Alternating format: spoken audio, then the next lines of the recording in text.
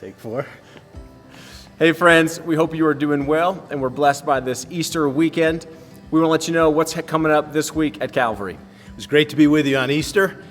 Next week, this Sunday, we're going to take a little detour from the book of Acts and we're going to begin to study the book of Philippians, which happens to be one of the cities that the Apostle Paul went to visit.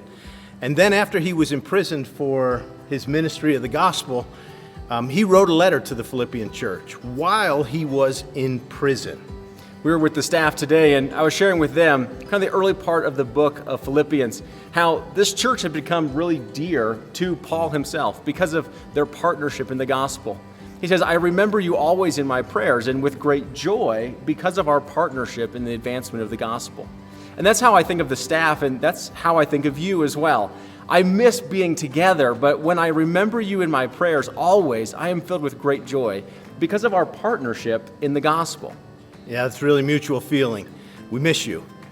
Now, one of the key verses in the book of Philippians is chapter 1, verse 12, where Paul said, I want you to know that what has happened to me, my imprisonment, has actually resulted in the advance of the ministry of the gospel. We tend to think that what's happening with COVID is really a huge disruption to our life, and it certainly is. But I get the sense that when Paul thought about his imprisonment, he didn't think of it as a disruption, but something that God was using, and he worked really hard to redeem that disruption. So we've entitled this series, Redeeming the Disruption. Perhaps you find 20 minutes this week, sit down, and you can actually read the entire letter. We encourage you to read it and find some encouragement from it, and then also think about how Paul is an encourager himself and how you might be an encourager to others around you. Perhaps this week you will take a note of this, chapter 1, verses 1 through 14, as that's the text that we're going to look at this Sunday. Yep. And you might also look at Acts chapter 16, where Paul first went to the city of Philippi.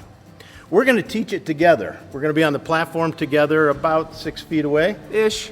And don't cough on me. Maybe. And we'll try to teach it together and mine the beautiful truths of the book of Philippians. I think it will really apply to our day.